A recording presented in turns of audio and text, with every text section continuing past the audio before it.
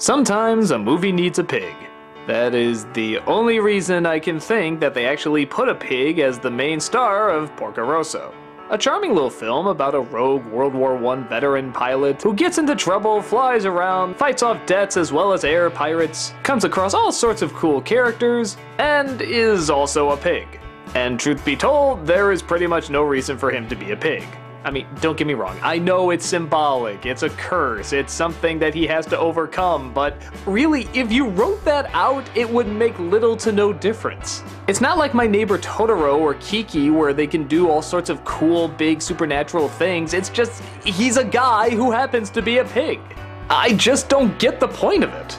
The film is about a pilot under the same name, who's trying to make a living but is constantly chased down by people he owes money to. He's constantly relaxing at a hotel run by a friend named Gina, and is constantly being bugged by an egotist named Curtis. Along his travels, he gets shot down and needs his plane repaired by his old mechanic friend. But he's not doing much work anymore, so he hands it off to his daughter, named Theo. Skeptical of her ability, she proves herself to be not only good, but downright brilliant at what she does. Soon Porco starts to realize she has the same diabolical brain that he does, and start working well off each other and start planning ways to continue their mischievous adventures. But once Curtis challenges him to one final duel, they make a deal. If Porco wins, Curtis will agree to pay off all of his debts, but if he loses, Theo throws herself in as the prize and agrees to marry him. Will Porco's confidence get him through, or will the demons of the past distract him from the bigger goal?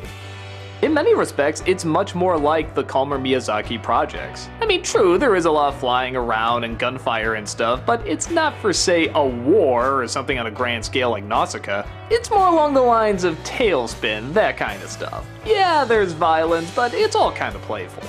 The characters, once again, are all really funny and really memorable. The dubbing is very well done, with Michael Keaton as the lead. Although not as sexy as that American flyboy. Anyway, I'm off to Milan to fix my plane. You're in Italy? Sorry, baby. Gotta fly. You jerk! But once again, I just don't get why this character's a pig.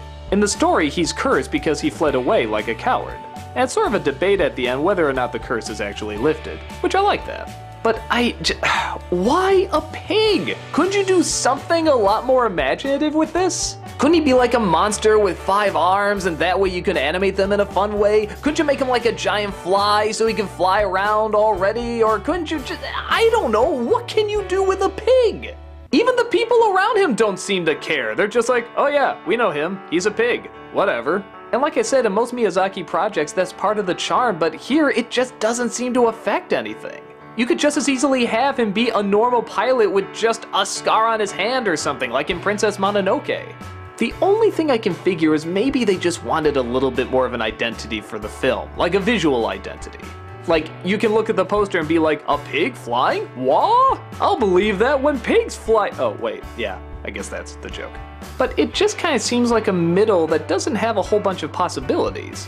Either make him something really grand or crazy, or have what he's cursed with just something very subtle. But like I said before, that by no means makes it a bad movie. For all the dogfights and machine gun fire in this, it's actually very, very relaxed. It's just the characters being really charming and working off each other, having pleasant conversations. The writing's decent, the acting's decent, it's all good. I just don't get the main creative choice. But maybe I don't need to, because the film is still a lot of fun regardless. I don't think I like it quite as much as Kiki because, like I said, they do take more advantage of the idea, but still enjoyable and worth seeing at least once. Hell, the animation is so good, maybe it's even worth seeing twice. If you want a film that has a little bit of excitement, a lot of humor, but still at its heart, it's just kinda laid back, this is definitely a good one to check out.